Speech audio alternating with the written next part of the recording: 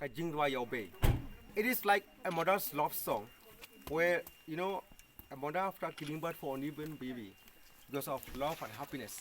So spontaneously it comes from her deep heart to express in the form of a tunes. And that tunes she assigns for each one of them.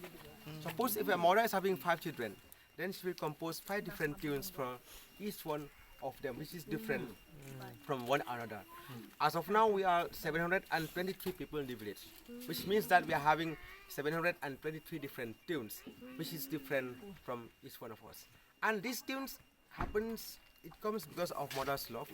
But they are intelligent enough, our ancestors before that, after we have grown up, because there is no other mode of communication to communicate between us except calling somebody by his or her name. So they took this as a mode of communication, where suppose if they want to call somebody, they don't call by his or her name, but they used to sing or whistle by this song's name or Jingrwai Iawbei. That's why people call the whistling village, because we use both singing and whistling also. My name is Rotel, but my song's name, a short version is Koo. So if somebody wants to call me, so they don't call me Hi Rotel, but they can just call me Koo. So that is like a song's name only. So each one of us, we have our own tunes we call, or Jingrwai Iawbei. Jingrwai is like a song, and Iawbei is like a first mother of our clan. So it's like a song dedicated to our mother only, a great-great-grandmom, because these tunes has been composed by our mother for her newborn baby. So this, tradition, we have been inherited since time immemorial, so many hundred years back. But there is no documentation, no records at all. So that's why even ourselves also, we don't realize about the beauty and the uniqueness of this tradition. Because it is a part and parcel of our life, We live with it. But until someone from outside they came here, and when they saw someone is shouting and someone is responding, that's why they asked from the villagers, what is this? And we told them, no, this is our tradition, Jingrwai Iawbei, which we used to sing and communicate with someone else. So from that moment only, just that happens only 2004. Before that means we live with it. We don't realize about its uniqueness. But after that, then we get to understand that we should conserve, promote it. Yes. And not only that means we have to share, showcase to the whole world that they will see about this unique tradition which we are having. So that's why we are proud about our village. Yes, actually we don't have much a development in the sense of infrastructure but whatever we have developed in the culture, that is the richness, that is the most valuable thing I can say which we are having. And since we have been practicing this tradition, it seems because of the nature, the surrounding. So that's why if developments comes also, we don't want to modernize the village. Because once we modernize, our lifestyle will change. Yes. And then we have to pretend follow the other lifestyle. Once we follow that, then definitely we tend to lose our tradition. So that's why we request even the government of Meghalaya and government of India that if development comes in the village, let it be adapted with our tradition so that we can live with this tradition. Yes, great. Because we understand and we have experienced so many people once they left the village and stay in Shillong and some other places, because they are living in other society, they don't even practice anymore about this tradition.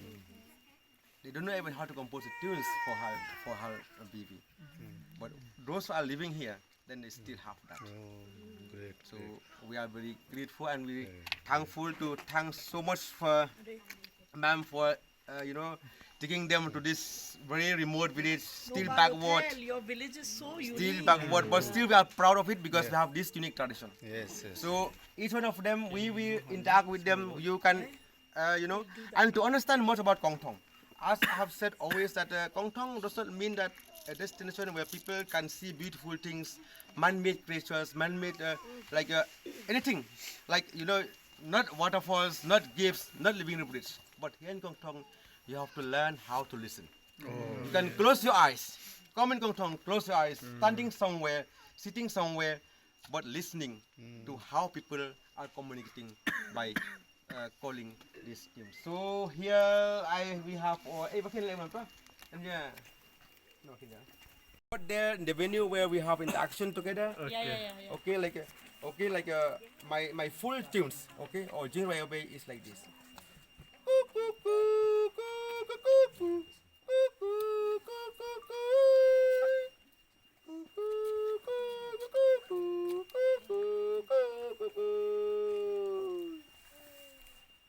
is the full tunes, but we use these tunes in two ways. When I'm inside the village, if somebody wants to call me, they can just call me coo coo coo coo coo coo. But if I'm near, they can just whistle. But whistling can travel a short distance, but singing tunes can travel a further distance. That's why we use both. Okay. If I can see someone is there, then I can just whistle. Like for me. So for me, I couldn't sing aloud. Yeah, actually. yeah. But when we go outside the village, when we go to the field, suppose I'm standing from that side where we stop there. If somebody is 2-3 kilometers farther away, then I will sing them with the full tunes. Once that person is hearing to that, then he or she will respond.